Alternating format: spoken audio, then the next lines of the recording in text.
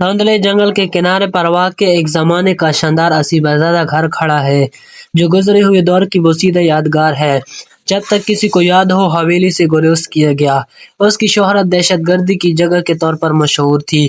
رات کے وقت اس کی کھڑکیوں میں عجیب سی روشنیاں ٹمٹماتی تھیں اور خوفناک وسوسے اس کی دیواروں سے ٹپکنے لگتے تھے۔ موسم گرما کی ایک شام، ریا کا تجسس بہتر ہو گیا، جو ایک نڈر نوجوان صحافی تھی جو مقامی لیجنڈ کے پیچھے حقیقت سے پردہ اٹھانے کے لیے پرعزم ہے۔ ٹارچ اور اس کے نوٹ پیڈ سے لیس وہ بڑھتے ہوئے ڈھانچے کے قریب پہنچی۔ جیسے ہی وہ اندر داخل ہوئی، دروازہ اس کے پیچھے ایک پیشن گوئی کے ساتھ بند ہو گیا۔ اندر کی ہوا پھپھوندی اور پرانی لکڑی کی خوشبو سے موٹی تھی۔ دھول کے ذرات اس کی ٹارچ کی شہتیر میں رقص کر رہے تھے۔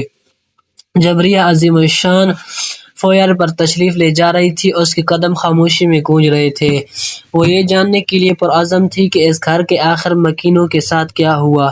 وہ پراسرار ملک خاندان جو 50 سال پہلے بغیر کسی صراح کے غائب ہو گیا تھا۔ کھانے کے کمرے میں ریا نے میز پر پڑا ایک پرانا فوٹو البم دیکھا۔ ان تصویروں میں ملک خاندان کے زندگی پر مسرت، اجتماعات پر تعاشر، پارٹیاں اور خاندانی تصویریں شامل تھیں۔ تاہم آخری تصویر مختلف تھی۔ اس نے خاندان کو ایک عجیب قدیم نظر آنے والے آئینے کے گرد کھڑا دکھایا۔ ان کے تاثرات عجیب طور پر خالی تھا۔ حیران ہو کر ریا اس آئینے کو تلاش کرنے کے لیے نکل پڑی۔ وہ عظیم الشان سیڑھی پر چڑھی، ہر قدم اس کے وزن کے نیچے بدشکل ہو رہا تھا۔ جیسے ہی وہ اوپر کی منزل پر پہنچی، اس نے خود کو دلان کے آخر میں ایک بڑے آرائشی دروازے کی طرف کھینچا ہوا پایا۔ اسے دھکیلتے ہوئے وہ اندر داخل ہوئی، جو ماسٹر بیڈ روم لگتا تھا۔ وہاں دور دیوار کے ساتھ کھڑا تصویر کا عکس تھا۔ آئینے کے فریم پر ایسی علامت کے ساتھ گہرا نقش کیا گیا تھا جو دھیمی روشنی میں مرجھا رہے تھے۔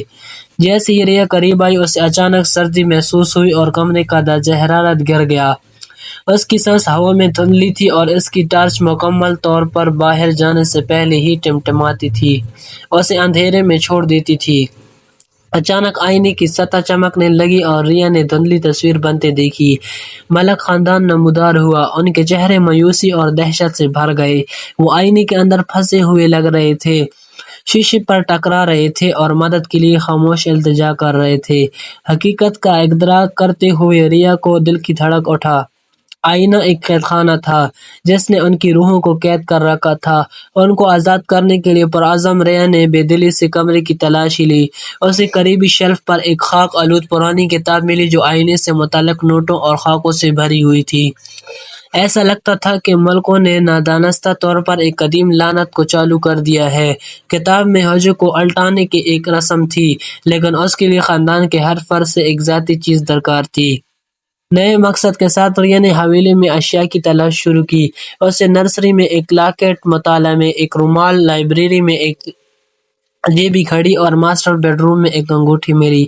آئینے کی طرف لوٹ کر اس نے ایک ایک شے اس کے سامنے رکھ دی اور کتاب کا ترانہ پڑھا۔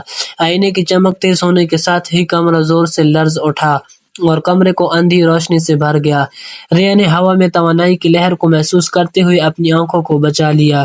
روشنی ختم ہونے پر اس نے آنکھیں کھولی اور دیکھا کہ شیشہ ٹوٹا ہوا ہے اور ملک خاندان کی تصویریں غائب ہیں۔ حویلی پر گہری خاموشی چھا گئی۔ وہ جابرانہ وزن جو ہوا بھر چکا تھا اٹھا لیا گیا۔